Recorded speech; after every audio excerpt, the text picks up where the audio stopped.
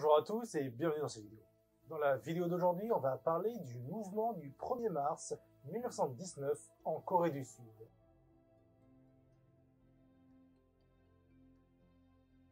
Ce mouvement en Corée du Sud est l'équivalent de la Révolution française en France. Ce mouvement fait suite à la mort du roi Kojong, qui est mort le 21 janvier 1919, probablement empoisonné par les Japonais. Les Japonais qui avaient annexé la Corée du Sud en 1910.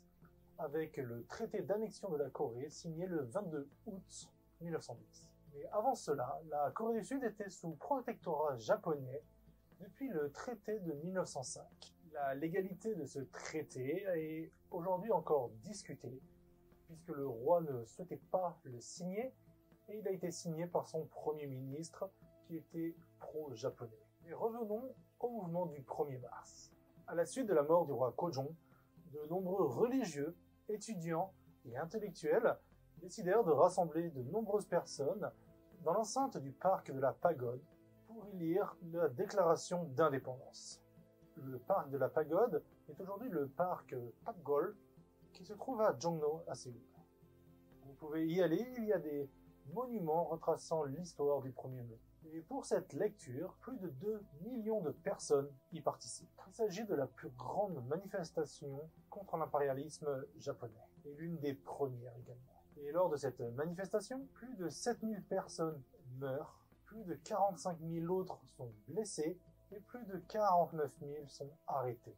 À la suite de ça, de nombreux autres mouvements auront lieu dans tout le pays. On dénombre pas moins de 1214 mouvements différents dans le pays, du 1er mars au 30 avril. Et à la suite de ce mouvement, 6 nouveaux bataillons japonais sont envoyés en Corée. Les Japonais colonialistes ont réprimé tous les mouvements comme ils le pouvaient.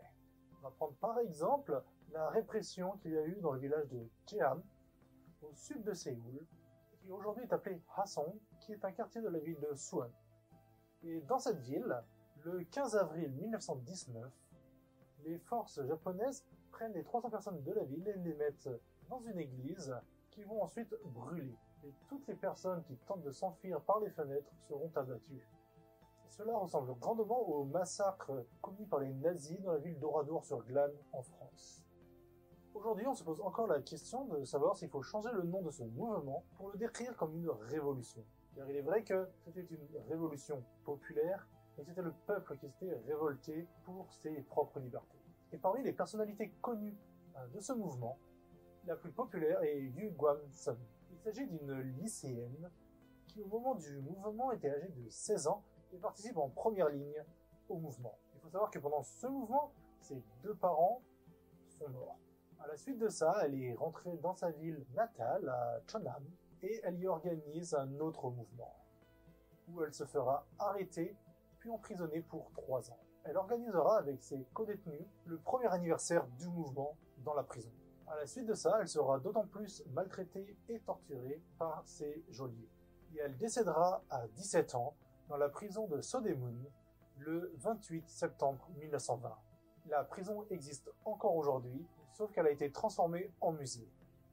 Et on peut voir l'histoire de Yu Guan-sun et d'autres personnalités dans ce musée. À titre posthume, et pour souligner sa participation à la résistance coréenne, il y a une statue la représentant dans la ville de Cheonnam, sa ville natale. Également, un film appelé Resistance est sorti en 2019. Il retrace sa vie. Parmi les autres personnalités, il y a également Kim Il-sung, qui était le créateur et père fondateur de la Corée du Nord. Son père était un membre actif de la résistance coréenne, et lui, au moment du mouvement du 1er mars, il était âgé de 7 ans. Et c'est un des premiers moments où il voit des gens se battre pour conserver leur liberté. Aujourd'hui, en Corée, le 1er mars est férié, et les Coréens fêtent leur indépendance ce jour-là. Cette vidéo touche à sa fin. Si vous l'avez appréciée, n'hésitez pas à me le dire en laissant un like ou en vous abonnant à la chaîne. Et si vous connaissez cette histoire ou vous voulez en savoir plus sur le 1er mars, n'hésitez pas à me laisser un commentaire, j'y répondrai volontiers. Sur ce, je vous souhaite un agréable week-end et je vous dis à la semaine prochaine.